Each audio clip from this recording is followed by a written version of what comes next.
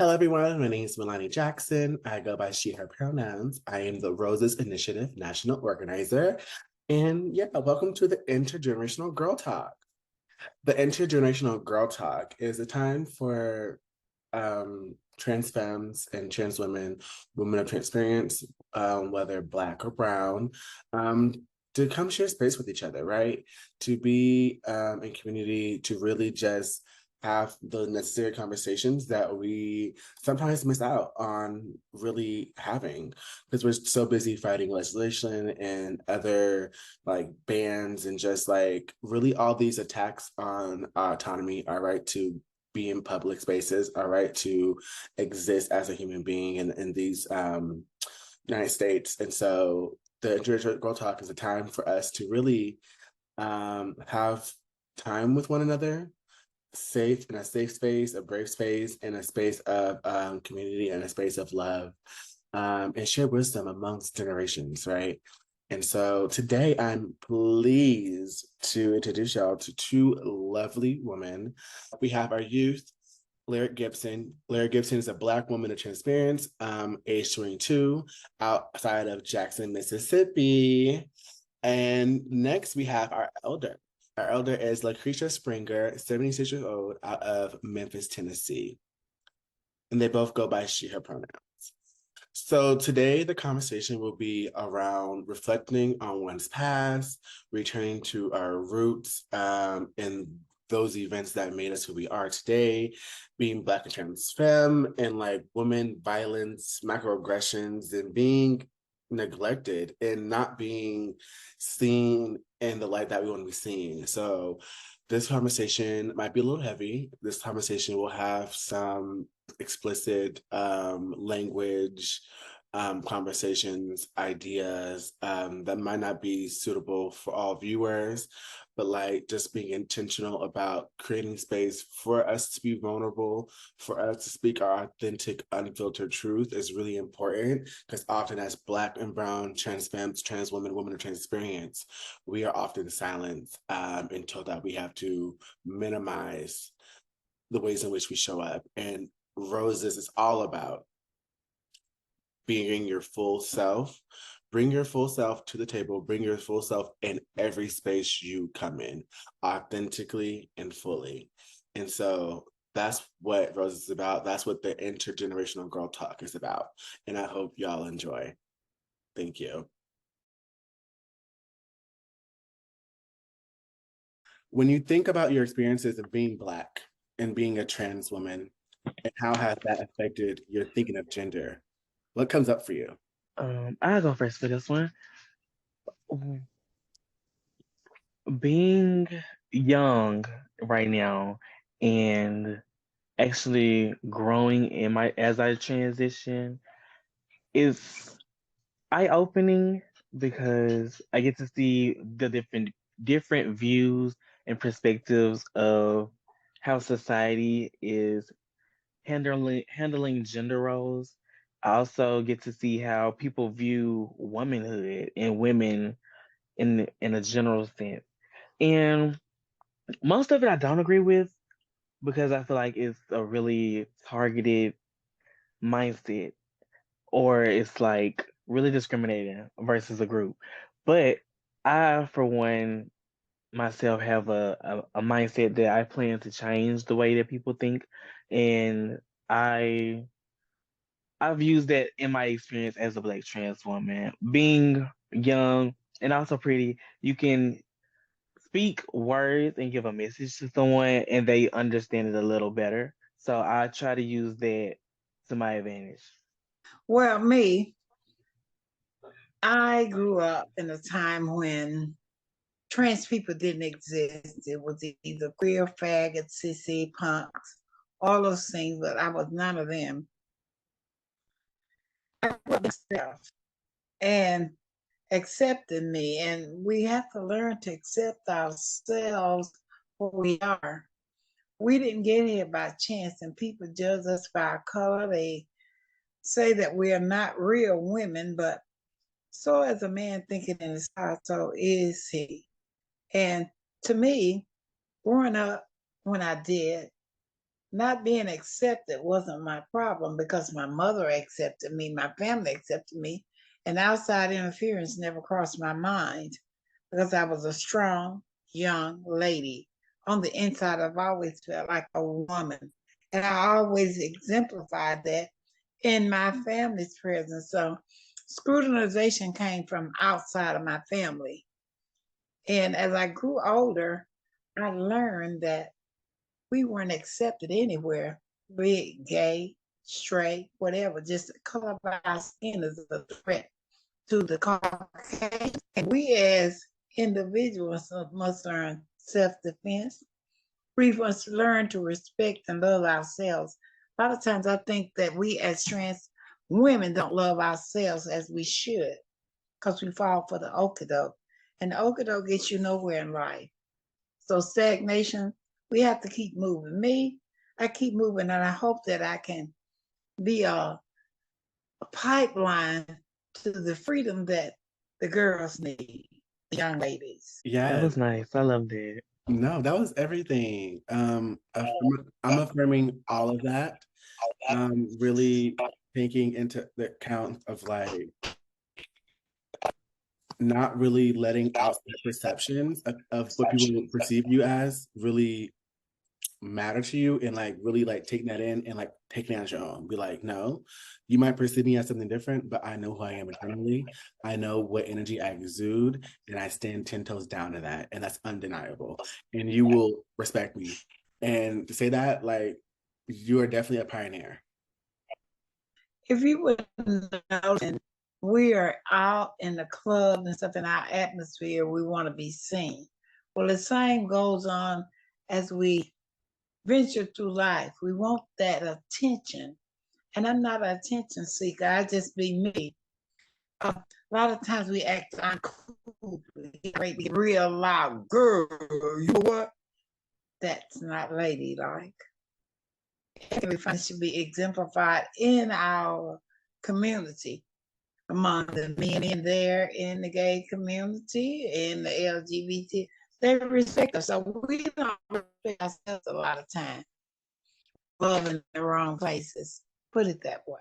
Yes, I agree. A lot of times it does need to come from internal, and like we aren't always prioritizing our self-care, our safety as Black trans women, as Black women of trans experience. But when you were imagining what was possible for you, like when you were younger, at an adolescent, even before you found the language of like being trans, because I feel like even the word transgender is more of like a term that came within like the last 20 so like plus years. Like, but for folks who were living before that, like in the early 90s, 80s, 70s, like that word wasn't there. Like we didn't have that word. We didn't have the verbiage. There was cross dressers, there was drag queens, but people didn't have the verbiage of transgender. And so before you had the verbiage and the words to affirm your identity for yourself, what did you think was possible for you? Like when you thought of yourself growing up, you were like, oh, I'm just gonna do this. I'm gonna be a woman. I don't know how, but I'm gonna be it one day. What was that process like? I was a dancer. My mother let me take ballet and all the arts and stuff. And I kind of felt out of place. But when you have that nurturing love from somebody in your family, it can motivate you to move mountains. I felt I could do anything. I wanted to be a movie, so I want to be the best dancer in the world. And I took up dance and I danced my heart out. But being from Mississippi and went to Ole Miss and tried to get in that drama club, and the color of my skin mattered, although there were African people there with the same complexion as me. It wasn't that. It was that I exemplify femininity in an utmost way, paramountly. I didn't care. I went to school. I wore hot pants. I wore big afros. I wore combs in my hair, all kind of little ornamentation. I did all those things. I didn't know that I was trendsetting. I didn't know I was a pathfinder. I didn't know any of that stuff. I just knew that a lot of stuff that everybody did wasn't for me. My mother always told me one thing, and y'all put this in your, you can't be nobody but yourself. Either you accept me where you found me or leave me alone. My mother said, you can't be me and I can't be you. Just be yourself. If that's not enough, what else can you be? I'm enough for me. You enough for you. Lyric, Milani, you girls are beautiful. You got a lot to give the world. Let's do this shit. Show them what we're working with. Make them know that we are women. Women at heart. Maybe we ain't had that SRS, okay? But we still feel like a woman and we want to be treated like a woman. Because if you treat me in another way, then I'm not tolerating it. That's a no-no. Right, I love that. Yes, ma'am. Empowerment. Empower us because we are women, regardless of the situation. But for me, my experience was different. Um, since birth, I've always been like really flamboyant, excuse me, and like I've always been like that girl, but I really wasn't accepting my transition until like maybe 2 years ago. Like growing up, I've always had to fit into this small little box that everybody created for me to be this masculine figure and this masculine role that I really didn't want to be in. And it took me journeying off for myself and being by myself to find who I actually wanted to be and allow my femininity to sprout how it did. Therefore, I found out that it's possible for me to be a woman and for me to be like the other film queens that I've seen growing up. Like seeing them made me feel like I found the unicorn because I rarely see those in my state, or I was rarely surrounded about around those women. And I wanted to really connect myself to who I felt I was inside. And finding myself really helped me realize like I'm a woman. I've always been a woman. I've always felt it. I've always been described as one from outside people and just friends in general. So I always felt like I had to connect the pieces together and make my outside feel like my inside. It's got to coincide, baby. Your Hmm. feelings are you. What you Mhm. feel deep down in your gut feeling, that's you. That's part of your Hmm. makeup. Do you know the universe talks to you and it tells you a lot of things? And you can go some days and you just look around. Whew, I'm alive. I woke up this morning. I feel that way sometimes because living here Hmm. in Tennessee, you're challenged. People come up to you, ain't no real woman. How do you know that? Have you been under my dress tail? Back up off of me. I'm affirming everybody what everybody's saying, right? For me, I think I never had like a coming out. I never came out as trans. I think I just existed in my family. And when like thing about pronouns came up in the name change, I later told them like, yo, I go by Milani now, da da da. Or like, is she her? Like just those subtle switches, but it never was like, oh, here's what's happening, you know? I think from the moment I was born, I was a feminine being. Everybody saw that, which caused a lot of ridicule in my family, a lot of trying to beat that queen out of me. Um, and it didn't work, obviously, because this is eternal. This is like, They beat it in you, baby. They couldn't beat it out of you. They beat it in you further, embedded in you more, made you say, shit, I'm going to do what I want. I can't wait to get grown. And I'm going to do just what I want to do. That's what we all say. And once we got adults, we got abused, misused, jilted with love affairs, and we became broken and bitter. And bitterness brings about anxiety, and that's something we shouldn't have. So then that's where you come in self love. Love on yourself. That's why most of us got hobbies. Like I said, what do we need anybody else in BTAC for? We got everything. We got lawyers, doctors, nurses, designers, hair designers, just public speakers. We got it all right there. We got a whole community, diverse community at that. So, what are we going to do to break this stigma about everything when it comes to us? How can we do that? Be ever present and be more ladylike. That's the way I feel. Show them what a real lady looks like. That's real. You know, sometimes you your worst enemy, baby. Lyric, don't ever doubt yourself. When I met all of y'all, I just fell in love. I was just being me, and that I couldn't be nobody else, and I don't want to be nobody else, and I don't want you to be nobody but yourselves when it comes to Granny. Yes, ma'am. Thank you. Yes.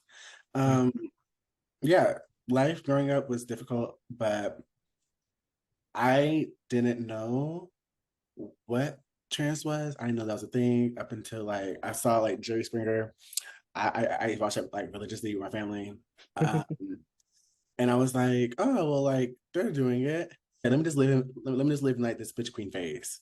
Which lasted like 3 years. I couldn't do it. It wasn't for me. Like I feel like, you know, you can be the girl, you can dress up, I guess, cross dress or whatever as a bitch queen, or like with the nails, the hair, whatever they're on. But people are not going to treat you like the woman you're supposed to be treated like. It's not the same. And so I was like, this is not what I signed up for. I need better. I want it better. And I really just had to like be like, okay, cool. I'm going to make the decision for myself to transition and live in my truth. And that's gonna be it. Because even when I first brought it up to some people, I met this trans girl, gorgeous. I was like, ooh, now that's what I want to be. She eats it up. And it's so crazy because I'm like, to see where she was when I first saw her and where she is now, I'm like, wow, like I wanted to be you then, but like now like, you're really eating it up. That journey is so vast. And I think there's other also trans girls in my life was like, don't transition. You're not gonna be cute. You're not gonna pass. You're gonna get beat up every time you come out. They're like, it's not for you. And I let that get to me for years. I was like, I'm not gonna do it. The girls don't see it for me. I'm gonna be a miserable man. It's gonna be what it is. I was like, I'm gonna deal with it. But honestly, it took my best friend at the time, my best friend, they committed suicide because they were in that transition phase of wanting to transition and they didn't have the support. And a lot of other factors were came into it. And it really broke me to the point where I was like, oh wow, like life is not promised. I don't know what I'm gonna do if I can't live my life for everybody else. I live my life for me. And there's cis hetero people out here who are miserable. I might as well be miserable and living my truth if I'm gonna be miserable at all. I'd rather die living my truth than die living a lie. Point blank period. And so for me, during that period, I had to figure out once I found out who I was, where can I go and be safe? So trying to figure out how to create those spaces for myself, those support systems. And it's really like, I want to hear y'all opinions. And like, when y'all came out, where did y'all go? Like, did you have to find a chosen family? Was it your family, like your biological family, your chosen family? Like, did you choose them? Were they accepting? Or did you go out and find, like, did you have a gay father like I did? Did you have a gay mama? Like, did, you know, was a drag queen letting you crash on their couch? Like for me, it was like, what was it for you? Like, what was that journey of finding your chosen family and how important was it to who you are today? I left and went to Detroit. And when I went to Detroit, I lived in Cabot Inn Hotel on Woodward Avenue, right down the street from Motown. And it was a little Mickey Ross, Donna Ross brother used to be over there. Billy Preston used to come by there. All of them was gay people, and they were out. And I went and terrorized the whole city. I had no limit, and I was just cocky. I wanted that life. I wanted to see what it felt like for a man to lay and hold me at night. I had it, but it wasn't like on my own. I was sneaking and doing it. But once I just got out there and just ventured life was so beautiful. I had everything I wanted. And I did sex work. I was an escort. My lover was James Cleveland, organ player Thomas Whitfield. And I loved him and he loved me. And I just lived in Detroit and just got happy. And I already could accept myself and the people around me.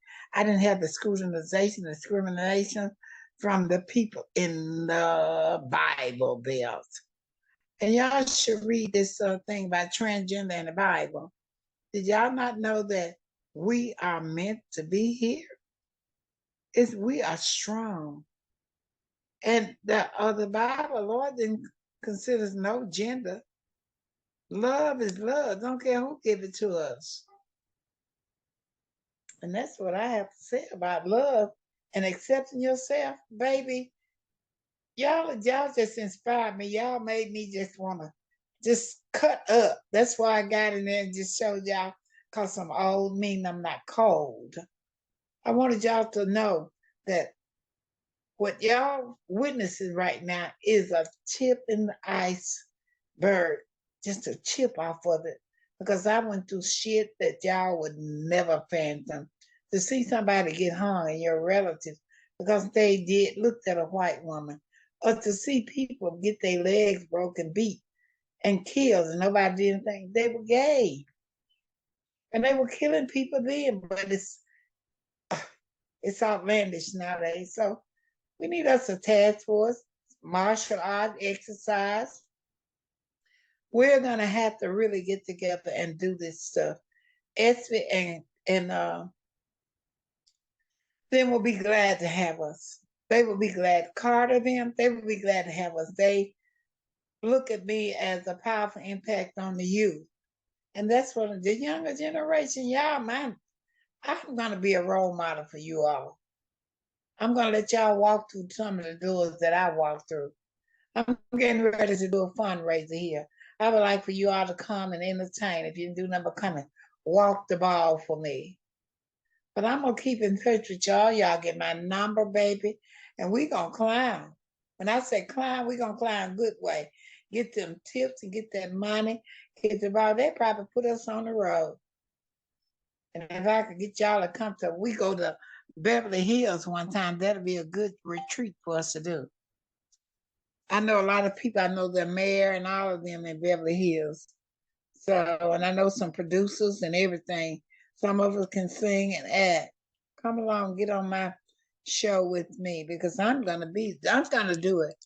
I asked the universe, give me to 77 so I could build an estate for people like us.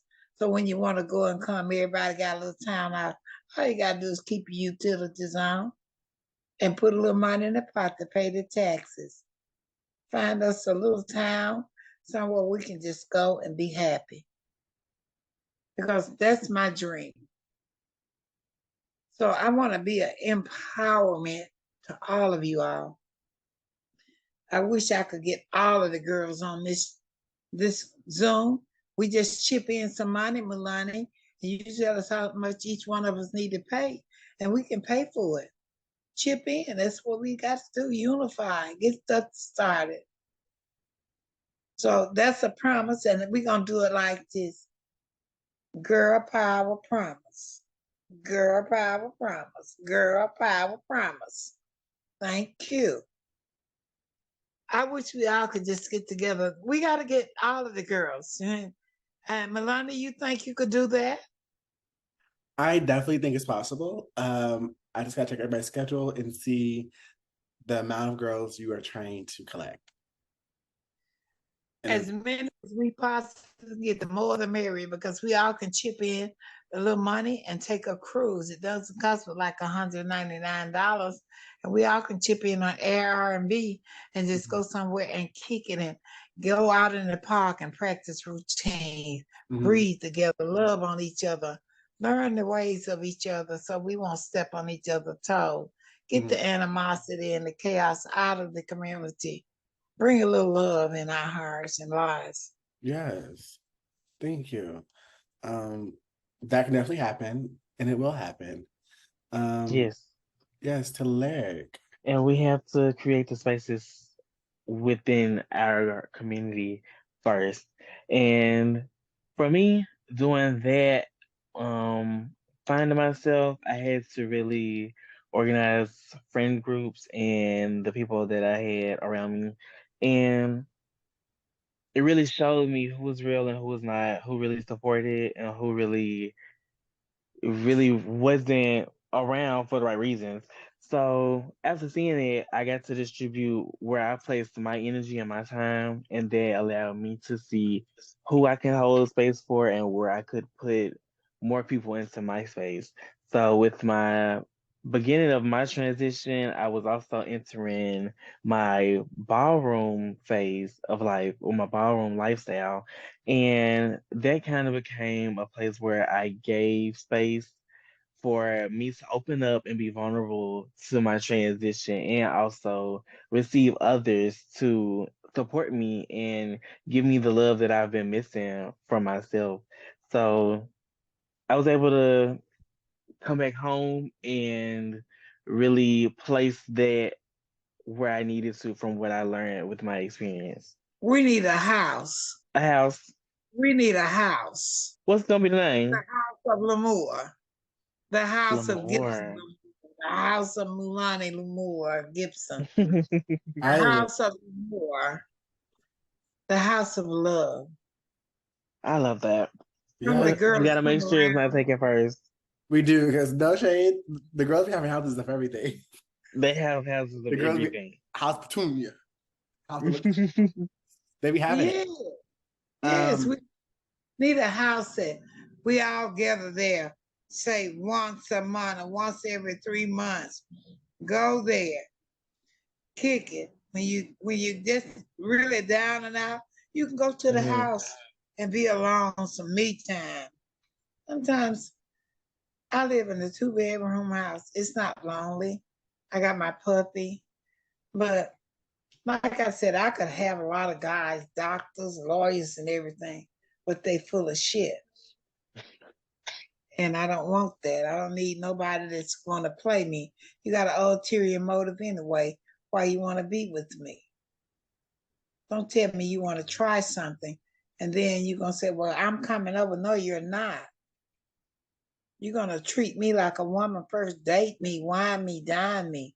Then, ooh, buy me luxurious stuff.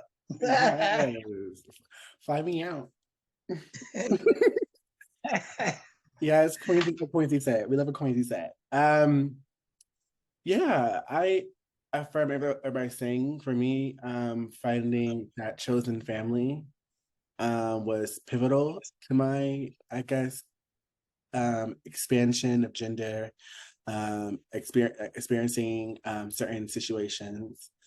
I definitely flew headfirst when I think like I got into like the gay scene when I was like 14. Before then, it was a lot, I was pretty sheltered. From the up until 14, I was pretty sheltered. It was very much like you go to church, school, home. You might have a friend over every few months, and even then, I was picky because my auntie didn't like people in her house. She was like, "You can go over there. They ain't coming here." And even you go in there, not too long because I don't know their parents and I don't trust them. And I was like, "Okay, cool." And so being from Detroit and then also like living half my life up in like Seattle um was different culture shocks. Demographic is definitely different. Like Detroit's very black. Seattle's very white. Like I think the state's like 90% white. And so like that's a lot of like culture shocks and navigating that as being somebody who is black. Um and so that was difficult. And so finding even like the queer scene itself was like very white. And so finding black folks, that was like a small percentage of like black queer people, black gay people in my city. So really trying to find them, really trying to figure out like where do I need to go? Like at the time I was at like I went to like an underground queer little club, like center. It was some back alley behind of like this it was like in the same building, back alley of like this like PUCAN, which is like an AIDS association in that area. and like they had like in a back alley for the blacks. And so it was very like black and brown, queer folk, very like one little room was hot as hell. Like everybody was sweating. We got some food. There's a little kitchen, little couch. Like it was very like what you like usually see like in TVs and like movie scenes, and like they're like, oh, like there's like a little secret little like breakfast club situation or geographic club. And so that was amazing. It was, but when it became public, when they got sponsors by the state, it became white within months. They moved to a different location. They moved it downtown, which wasn't applicable for people because no black folks lived downtown. Like they couldn't afford to live downtown. So you moved it out of the hood into the downtown area, and it got gentrified so quick within months. And so leaving that space, trying to find a different space. And then also at that time, I was trying to figure out my gender identity. Fuck the sexuality. I was trying to figure out who I was as a person, how I was gonna become the girl. Because I said, I'm the girl, I need to become it. So how am I gonna do it? And trying to figure out who can I talk to make that happen. My first gay mother was like a non-binarian, and I called them like Mama Bear, because they really were like the first person that was like, I'm gonna take you under my wing because you're like so young and everybody else here is really like 19 and older and you're like 15. Like my nickname was Jailbait. They made it a point to make sure everybody knew that's Jailbait. Don't touch them. And just like having that protection of like, no, I'm watching out for you. You're gonna do right and you're gonna be good because I'm watching out for you. And then from them, I had a gay father, short-lived. Short-lived. But that was at the time where like I was becoming into my own. And I think I really just needed to like figure out for me what being a woman was gonna look like for me. Because I know my grandma had a different portrayal. My auntie who raised me, my great auntie who raised me, had a different portrayal. She raised all the kids in our family, from her siblings, kids to her own kids. She raised all my mom's kids. She raised my mom. And so, having that one like matriarch in the family that raises all the kids, even though they're not hers, because addiction runs deep in my family and people going to jail runs deep in my family. I'm like, me and one other sibling is the only ones who have been to jail in my family. Like we're an anomaly. We're not on drugs, we're not in jail, like we're an anomaly for my family. And so I think breaking those generational curses, being different, also on top of like being queer and then like being trans and being like all these things are like, okay, she's doing a lot. And so I had to go somewhere else to find it. I go somewhere else to find love. But the funny thing about it, one of the first people to accept me was my great grandmother who just passed away. She was 89. She passed away 2 months ago. She was the last Black matriarch of my family, the last great one, the last main pioneer. Like nobody else is even close to her age. So like I feel like most of my family, they're like 65, possibly pushing 70, but like she was 90 for turn 90. Like she was there. Like she lived life. And so for her to be the the main ones who accepted me, and her coming from like a Jehovah's Witness background, being a Jehovah's Witness and being like I don't care what you are, how you identify, but you like you're my baby and I love you. And taking that in, because like I had my grandma who was Pentecostal, was not here for the shits. Miss Ma'am, she was not here for the shits. Okay. And my auntie who raised me, who didn't step in a church unless it was a funeral, wasn't here for the shits. And I was like, ma'am, you don't go to church. But she sent us to church every Wednesday, Friday, and Sunday, religiously. She kept us in church. She was like, y'all going. But me, I'm be at home. And I was like, okay. So like being raised Pentecostal and like Southern Baptist, right? All those different ways of like, I felt community, But it wasn't until like I got to a certain age where they felt femininity from me should have left already. They're like, okay, you're getting a little older. That feminine things are not okay with us no more. That's when I had an idea to, I had to get, like, I didn't feel comfortable no more. I had to leave. I had to leave the church because I was like, y'all are not letting me be me. Like, y'all were okay with me when I was younger. Y'all okay with me up until this point. But now that y'all feel like I'm reading a certain age, this feminine stuff that you're doing, this femininity you have going on, I don't like it. And that comes from you being able to see the woman inside of me. You see it. You see the woman and you're scared. And so you're going to push it away. And you're going to try to ostracize me to make me feel like I'm not supposed to be doing it, which is why you see all these anti-trans legislations attacking kids. Because if you can get the kids to stop doing what they're doing as children, they won't become trans adults. If you can stop them young, they won't be trans adults. I was a trans child, and I'm a trans woman now, ever.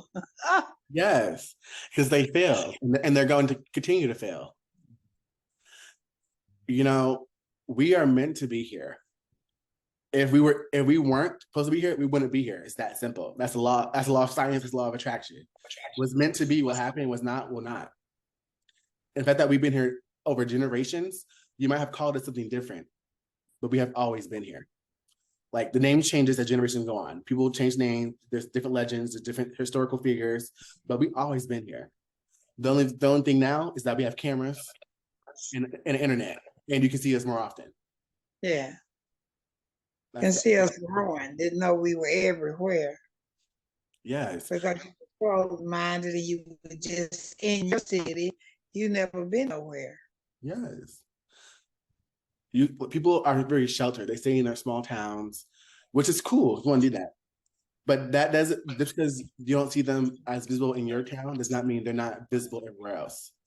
And people need to understand we're here and our visibility matters because we need things to change.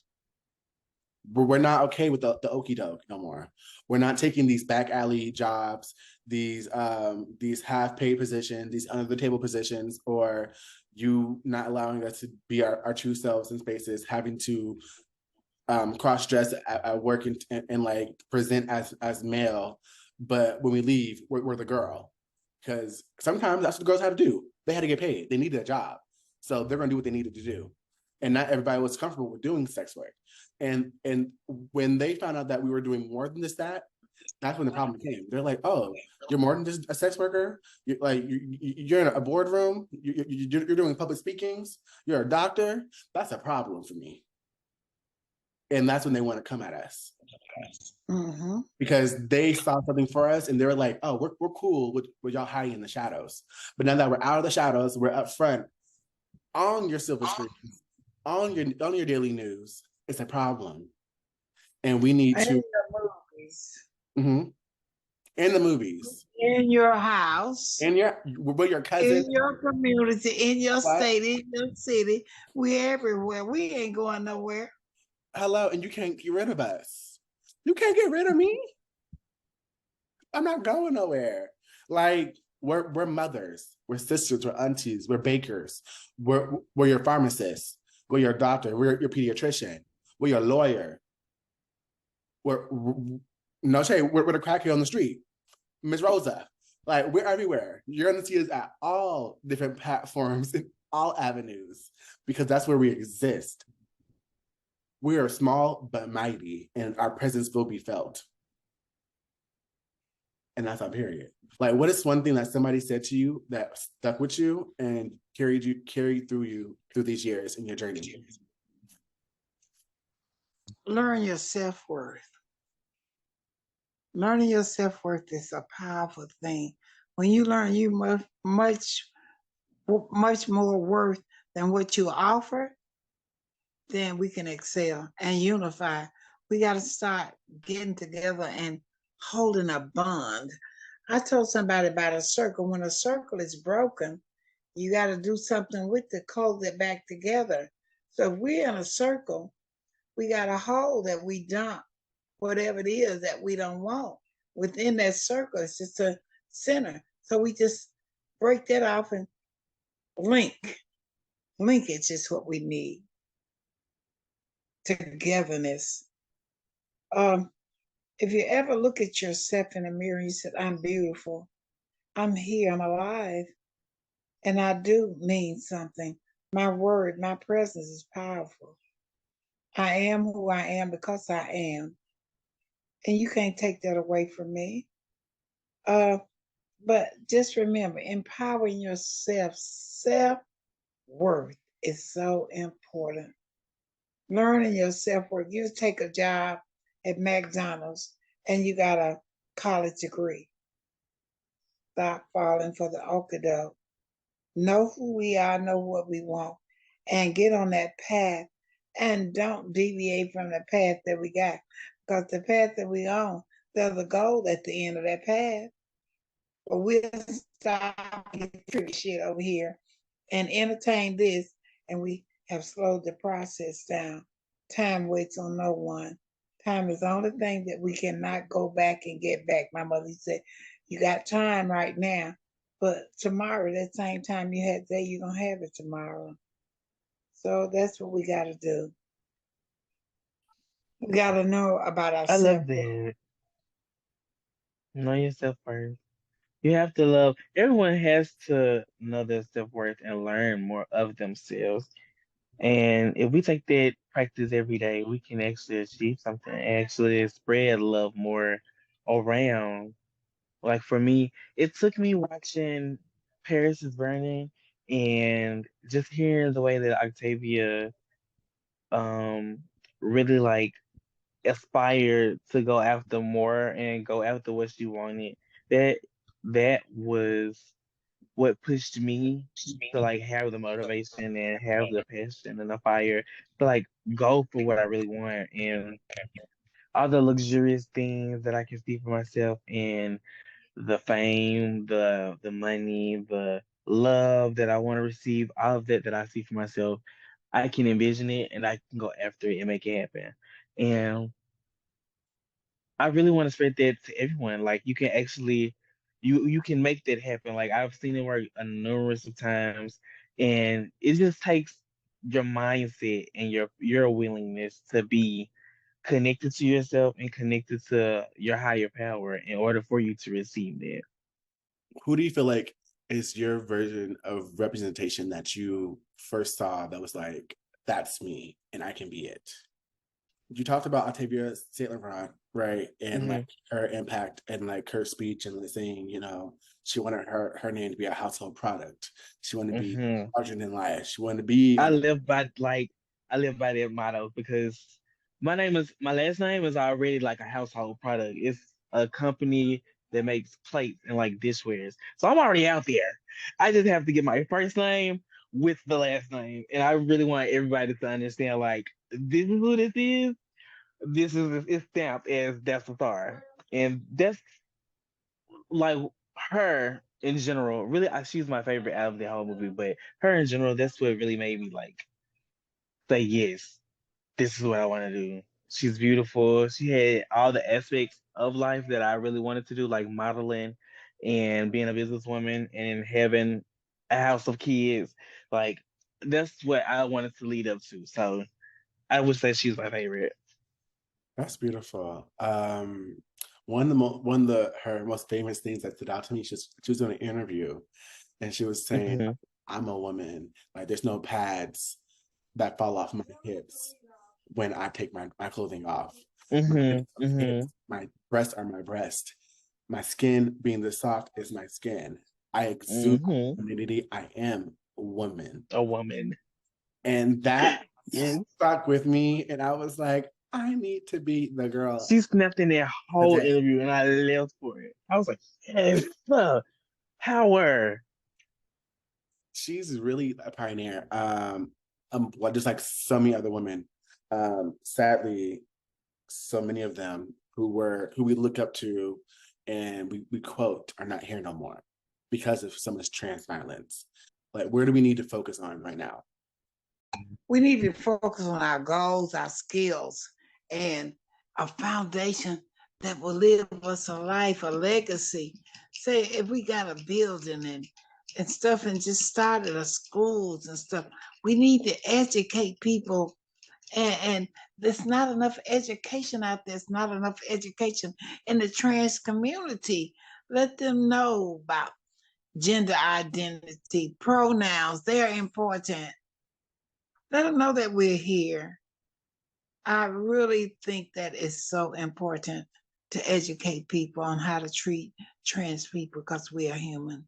Part of that starts with these conversations that we're having, like us telling our stories, because oftentimes the matter is people feel like they don't know a trans person, and like most likely you probably met one. You just they More than weren't likely, they weren't they your just version. don't identify it. Yes, like they weren't your version of what you thought trans was, because they might have been passable, or they might have just been an alt character or androgynous, and you didn't know that's what their was for them. And so these spaces, these conversations, these communities, these gatherings that we're having, us broadcasting it, us telling our stories, we are writing the history books right now. Our stories are told. You know, there's also this conversations about critical race theory, and not wanting part of like these curriculums. When people are not being taught empathy within the educational system, they find it hard to be empathetic as adults. That they don't know to empathize with people and really understand and like take their self out of the situation and be like, it might not be what I'm doing or what I agree with, but if it's helping that individual live their life freely and constructive, and it's doing something for them, then let's do it. But But a lot of people have to understand others' perspective and way of going about things so that they can move within oneness and imbalance. Like, I believe that's important for everyone to try and understand each other so that we can do things together.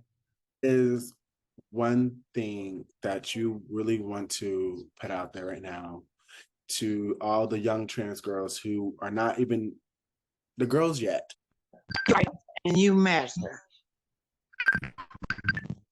You are enough and you matter.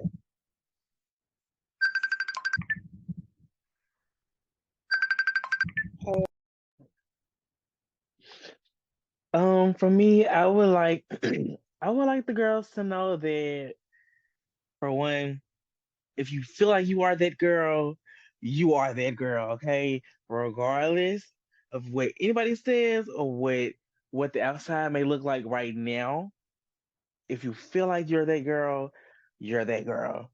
And regardless of the times that we are in right now, change is inevitable. Change will always happen.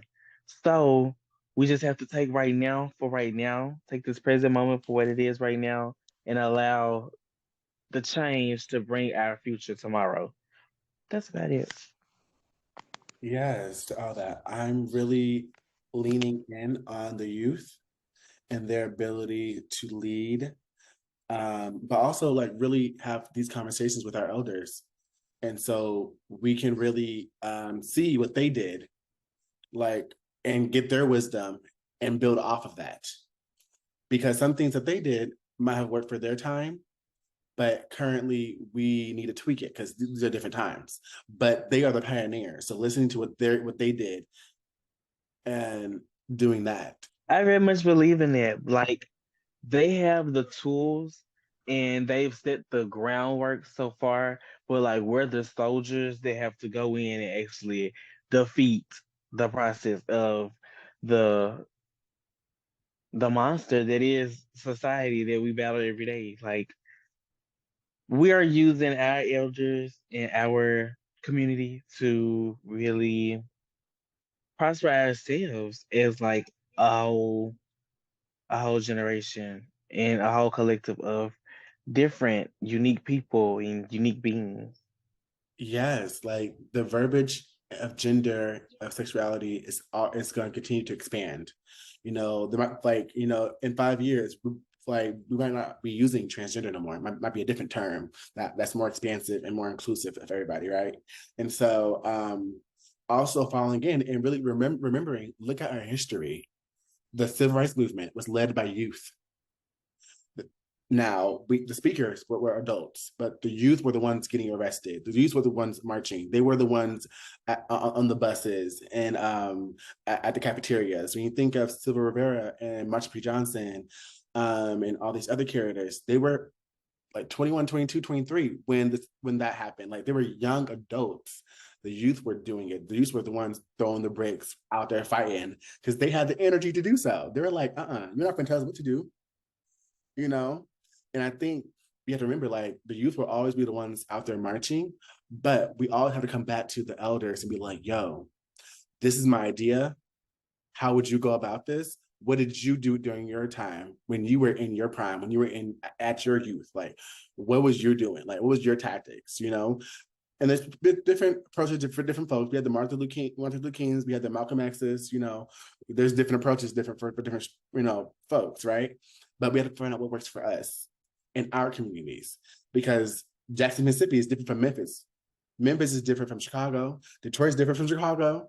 Philly's different from New York. You know, everybody's different. Like, people need to learn what works for their local landscape and do what's best for their community and focus on that. And that's all I gotta say with that. And to the young trans girls out there who don't know they're trans yet, that don't know that they're the girl, they know that they're cunt, they're all the things, you know, and they don't know that they're gonna give what they're supposed to give. Stand in it. Because one thing I almost told you, it's not on you, it's in you, baby. Deep within. And you know what's within you. What's deep within your heart. When you go to sleep at night and what you dream about, you know what's for you and what's not. And that's all I gotta say on that. How did you navigate ballroom while being in school? Or did you get into ballroom after school? After high school? Yes. Um, it started in high school. I was watching clips, and then I went off to college, and I was interested in trying to get to my first ball. But it was difficult being that I was a college student and trying to work to feed myself. Mm-hmm. So I was like, girl, something gotta work. So I just stayed at home, stayed in my hometown, and just practiced my butt off for like a whole year straight. And I just prayed and prayed and prayed that I would get to a ball. And I think the next year after practicing, someone hit me up on social media and was like, I want you to be part of my house. And I was like, okay, I'm gonna see what it give. And then I had eventually got the money. I think Texas hit. Texas hit. I went straight to Louisiana and I walked the ball as a virgin. And then I went to Texas. In Texas, that's where I met the person that asked me to be part of their house. And that's when really things just shot from there. So it was after school when I really got into everything. Yeah. Perfect. Thank you. You're welcome. Ballroom is definitely pivotal for the girls. It is. It's definitely a stepping point for a lot of girls. Now, it's not where we end, it's where we start a lot of times. It gives us that motivation, that real backbone to give us that support for what we need for what we need when we go out in the world. Like, it's more of a charge. It's a charge for something inside of us. It gives us that momentum for sure. I want to thank you, everybody, for coming to the space today. Miss Lucretia Springer, Larry Gibson, thank you for being in space with me today. Thank you for having this conversation. Thank you for being open to really sharing your thoughts with the world and anybody. It means the world to me. It means the world to a lot of folks who are going to watch this and find the inspiration from this video. And yeah. So to keep connected with Roses and the Intergenerational Girl Talks, you can find us at ourtranstruth.org or go up to Instagram at ourtranstruth. We have plenty of conversations, interviews with youth and other folks within the community, Black, brown, white, or indifferent. And yeah, keep up with us, keep up with our youth, keep up with our conversations, keep up with everything that GGLP is doing. And yeah, thank you.